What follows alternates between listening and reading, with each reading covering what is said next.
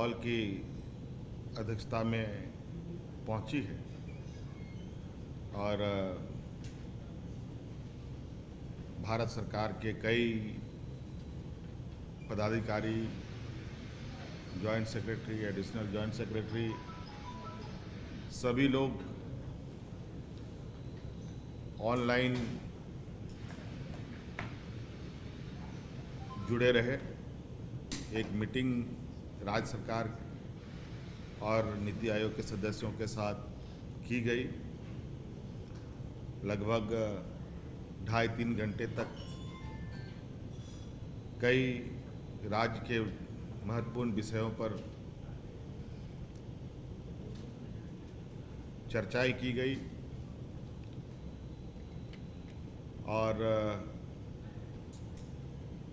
हमारी तरफ से हम लोगों ने राज्य के जो प्रमुख विषय हैं, विषय तो अनेकों हैं, लेकिन जो मुख्य विषय हैं उन विषयों को हम लोगों ने रखा। 20-22 विषयों पर विशेष रूप से चर्चा की गई, जैसे कि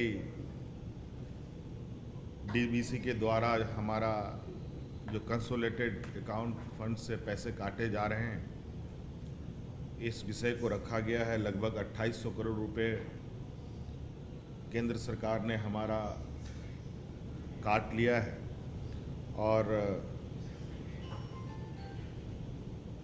अभी 2200 करोड़ रुपए और भी काटे जाने की बात है। इस विषय पर भी अपनी बातें रखी गई है। लगभग 1100 करोड़ रुपए अभी हाल में बहुत जल्द दिसंबर के ये में काटने की सूचनाएं प्राप्त है।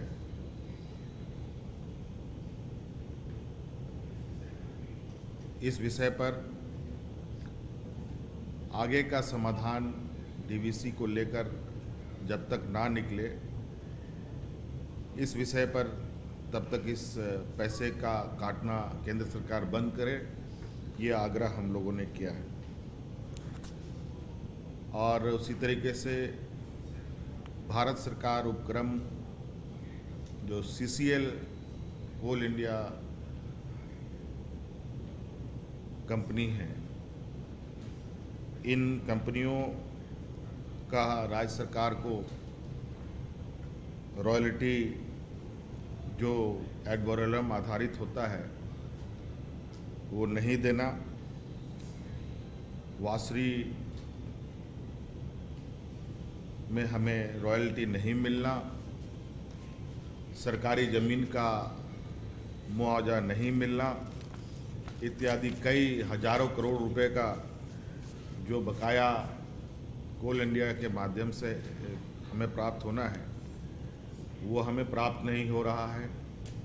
ये बातें रखी गई है। और 15वें वित्त आयोग के द्वारा कुपोषण को लेकर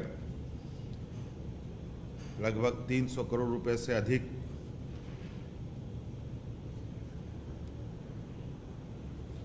का जो पैसे आवंटन का भी आग्रह हम लोगों ने किया है। इसके अलावा जो हम लोगों के राज्य में शैडो एरिया है, पलामू गढ़वा क्षेत्र, वहाँ जो अभी पाइपलाइन द्वारा पाइपलाइन द्वारा जो सिंचाई परियोजना है उसको AIBP में इंक्लूड करने का भी आग्रह हम लोगों ने किया है, ताकि ये योजना चालू जल्द से जल्द हो और जो हमारा वो सूखा क्षेत्र है, शैडो एरिया है, वहाँ के किसानों को सिंचाई की समस्या समाप्त की जा सके।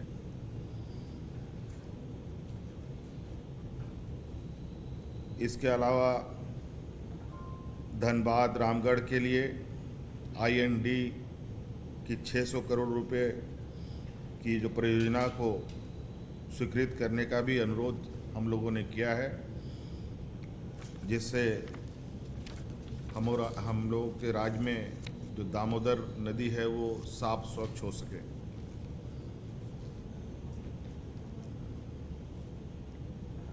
और इसके अलावा PMAY में करीब 3 लाख छूटे हुए लोगों को जो प्रधानमंत्री आवास है, जो केंद्र सरकार ने जो पोर्टल बंद किया है, उसको खोलने का आग्रह किया गया है, ताकि उन गरीबों को आवास हम लोग उपलब्ध करा पाएँ।